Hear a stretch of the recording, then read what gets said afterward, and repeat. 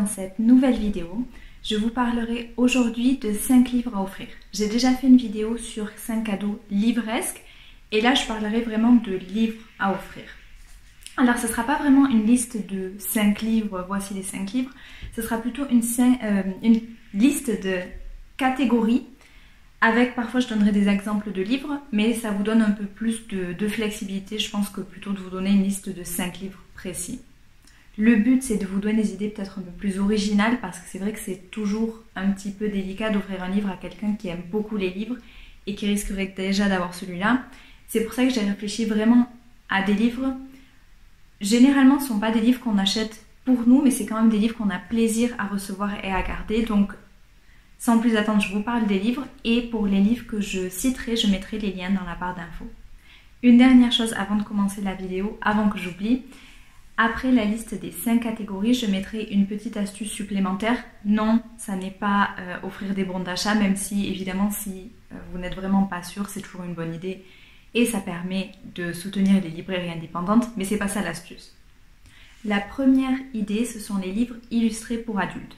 Donc il y a beaucoup de livres qui reprennent des classiques, donc au niveau du contenu, on est quand même assez sûr que ça puisse plaire, où il y a des illustrations qui sont vraiment très très jolies, et même le livre en général en tant qu'objet est généralement très beau et on aime même sans le lire le feuilleter de temps en temps.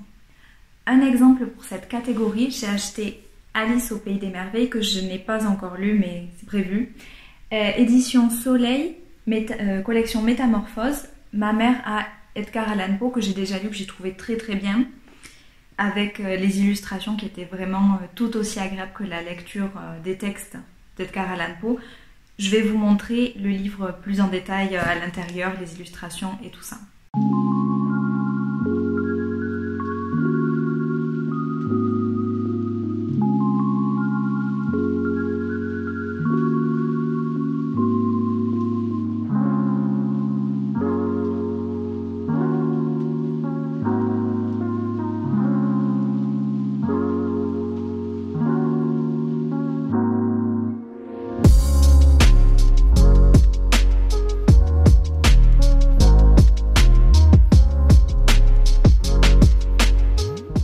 Deuxième idée, la série de manga Kurosawa ou Kurosawa, je ne sais pas, des éditions Kurokawa ou Kurokawa du coup, je ne sais toujours pas si c'est U ou OU.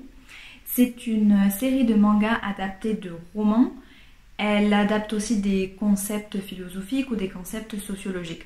Pour vous donner 3 exemples, il y a par exemple Nietzsche, Ainsi parlait Zarathustra. On a Dostoïevski, Crime et Châtiment, et Gustave Le Bon, Psychologie des foules. Donc pour vous dire, il y a vraiment des choses assez différentes. Avec ces exemples, vous voyez qu'on est quand même sur un niveau assez élevé, assez exigeant au niveau du contenu. Donc c'est pas forcément un cadeau pour les personnes qui lisent typiquement des mangas, mais ça peut être un cadeau justement pour des personnes qui n'en lisent pas, mais qui s'intéressent à certains sujets de philosophie ou de sociologie ou certains romans et qui pourront découvrir un sujet qui les intéresse sous un format plus original. J'avais lu celui de Nietzsche et alors bien que je ne sois pas une experte en la matière, ni en philosophie ni sur Nietzsche, j'avais trouvé que c'était quand même bien fait et ce genre de livre est assez unique. Je ne sais vraiment pas si d'autres maisons d'édition proposent des produits similaires. En tout cas, moi personnellement, j'en ai pas trouvé dans d'autres maisons d'édition. J'ai pas vraiment regardé pour être tout à fait sincère. Si vous connaissez des produits similaires dans d'autres maisons d'édition, n'hésitez pas à me le préciser dans les commentaires. On passe maintenant à 3 catégories, toutes des BD, mais des catégories quand même un peu différentes. La première, donc 3e de cette liste, les BD biographies. Donc c'est assez clair, ce sont des biographies au format BD. On en retrouve pour plusieurs grandes personnalités. J'ai lu celle sur Sartre, donc par Anaïs Depommier et Mathilde Ramadier, que j'avais vraiment beaucoup aimé, mais il y en a sur d'autres personnes. J'aurais voulu lire aussi celle sur Simone Veil.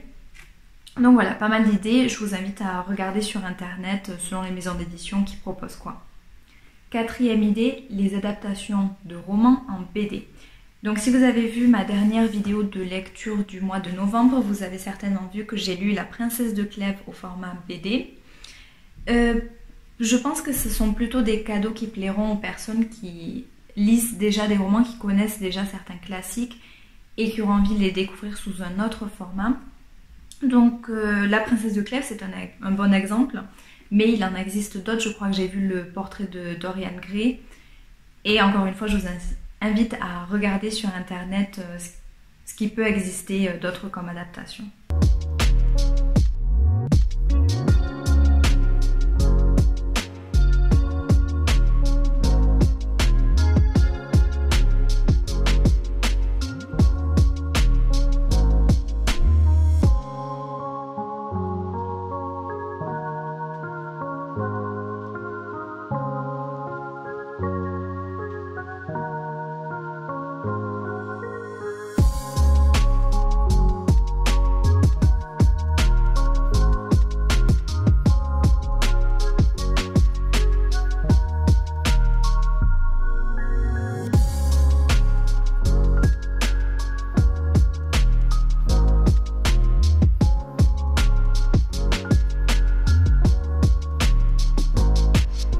Dernière catégorie, les BD historiques.